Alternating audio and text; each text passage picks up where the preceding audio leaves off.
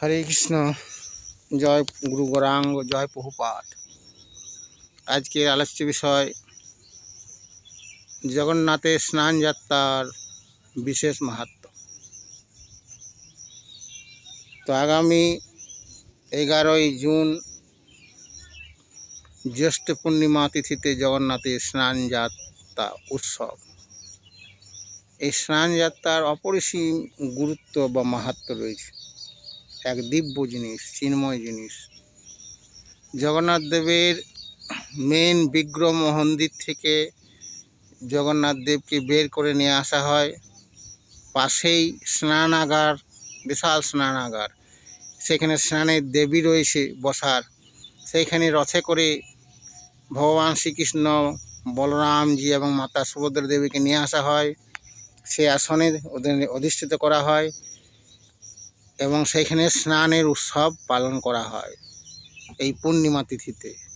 তো আগের দিন ভগবান জগন্নাথদের যে স্নান করা হয়, এক দিব্য কুয়া, সেই দিব্য কুয়ার জল আগের দিন বিভিন্ন নদী দেবীরা এসে উপস্থিত হয়ে কুয়াকে ভর্তি করে দেয় তাদের দিব্য শক্তি দ্বারা। এবং 108টি সোনার কলসি করে ঠান্ডা জল ওই কুয়ার দিব্য জল নিয়ে কলসি ভর্তি রাখা হয়। তারপরের দিন সকালবেলায় জগন্নাথ দেবকে স্নান করা হয় ওই 108টি দিব্য কলসি জল দ্বারা। তা এমন ঠান্ডা ঠান্ডা শীতল জল, তো জগন্নাথ দেবকে এমনভাবে স্নান করানো হয় যে তার ঠান্ডা লেগে যায়, তার শরীর শীতল হয়ে যায়, যার ফলে তার জ্বর চলে আসে। ভগবানের জ্বর একদম বাস্তব সত্য ঘটনা, গায়ের তাপ তার বৃদ্ধি পায়। তো এইভাবে জগন্নাথ দেবের স্নান যাত্রা উৎসব হয়।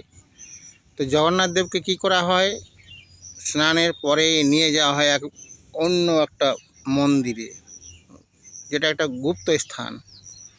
এখানে কেউ প্রবেশ করতে পারে না। যারা ভগবানের সেবা করে, যেসব ব্রাহ্মণ বা পাণ্ডারা, তাদেরও কোনো প্রবেশ নেই। সেই 15 দিন জগন্নাথ দেবের একমাত্র উপাসনা করার দায়িত্ব ওই সুবেশ সম্প্রদায়, অর্থাৎ ওই যারা উপজাতি সম্প্রদায়, তাদের নিকৃষ্ট একটা হচ্ছে ওই সুবেশ সম্প্রদায়। তো তাদের রাজা ছিলেন বিশ্বাসু। ওই বিশ্বাসু যারা বংশধর, তারাই কিন্তু জগন্নাথ দেবের সেবার দায়িত্বে থাকে এই 15 দিন। তো দেখুন, তারা একটি অতি নিকৃষ্ট স্তরের বর্ণের, কিন্তু জগন্নাথ দেবের কৃপা দেখুন, তাদের হাতেই জগন্নাথ দেব সেবা নেয়। 15 দিন জগন্নাথ দেবের সেবা শুশ্রূষা করা, যশ সারিয়ে তোলা এবং বিভিন্ন ধরনের ব্যঞ্জন তৈরি করে জগন্নাথকে ভোগ নিবেদন করা, টোটাল সেবার দায়িত্ব এই বিশ্ব বসুর পরম্পরার উপজাতি সম্প্রদায়ের লোকেদের হাতে। তো তারা কিন্তু রান্না বান্না সেভাবে তৈরি করতে পারে না, কিন্তু যা করে সেটাই জগন্নাথ দেব নিবেদন করে জগন্নাথ দেব আনন্দের সহিত সেটা গ্রহণ করেন। এবং তারপর তারা ওই জগন্নাথ দেবের প্রসাদ খায়। তো সেই প্রসাদ খাওয়ার জন্য পরে হুড়োহুড়ি লেগে যায়।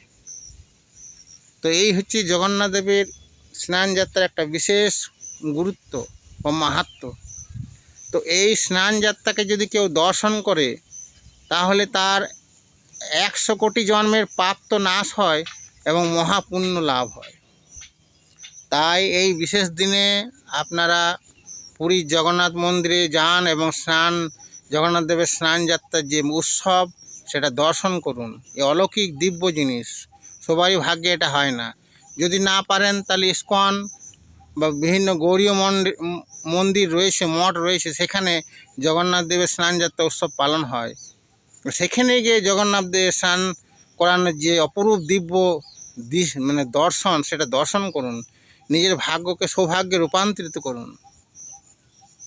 তো এই আগামী 11ই জুন সেই বিশেষ দিন, জ্যৈষ্ঠ মাসের পূর্ণিমা।